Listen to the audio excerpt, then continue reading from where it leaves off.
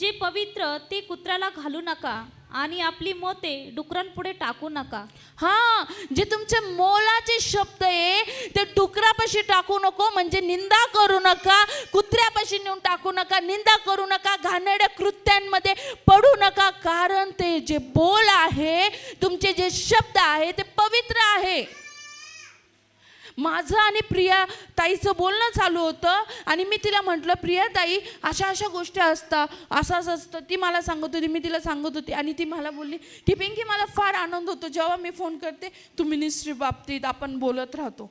असं व्यावहारिक नाही की ताई तू माझ्याकडे लक्ष देत नाही आणि तू मला विचारत नाही, तू असं करत नाही तसं करत नाही.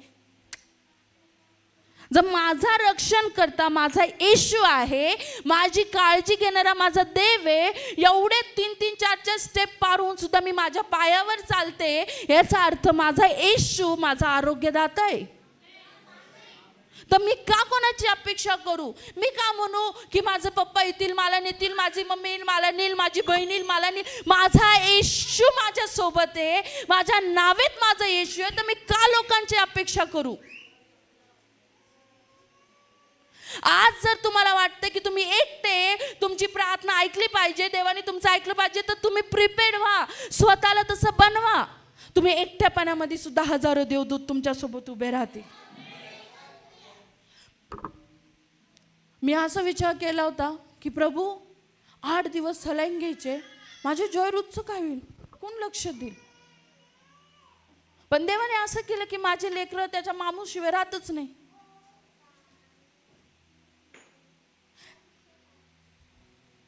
जे पवित्र आत्मा देवाने दिले, जे मदतनीसचे आत्मे, माझ्या लेकरांना पण त्यांच्यावर विश्वास आहे,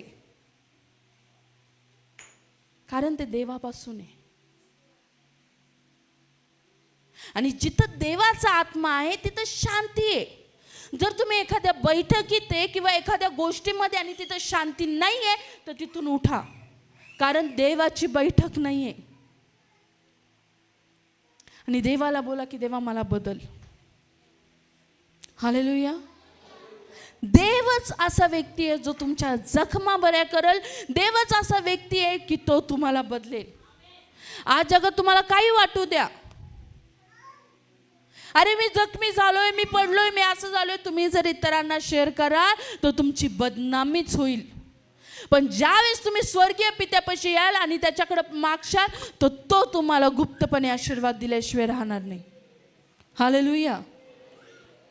प्रेज द लॉर्ड. इतरांच्या चुका काढण्यापेक्षा, इतरांना दोष देण्यापेक्षा त्यांच्यासाठी प्रार्थना करा. योबामध्ये असं सांगितलंय, योब आपल्या मित्रांसाठी प्रार्थना करायचा आणि मग तो आशीर्वादित व्हायचा. इथं तुम्हाला मित्रांसाठी प्रार्थना करायची म्हटल्यावर तुम्ही असा विचार कराल, मी याच्यासाठी प्रार्थना करून आणि हा आशीर्वादित झाला, मी काय तोंडपात बसू का? तुमचे विचार. पण योब असं म्हणतो की तुम्ही तुमच्या मित्रांसाठी प्रार्थना करा. म्हणजे योब आणि त्याच्या मित्रांसाठी प्रार्थना केली आणि योब खूप आशीर्वादित झाला. आज तुम्ही देवाला बोला की देवा मला तो विश्वास दे जो तुझा आहे. इतरांसाठी प्रार्थना करणारा आत्मा मला तू दे.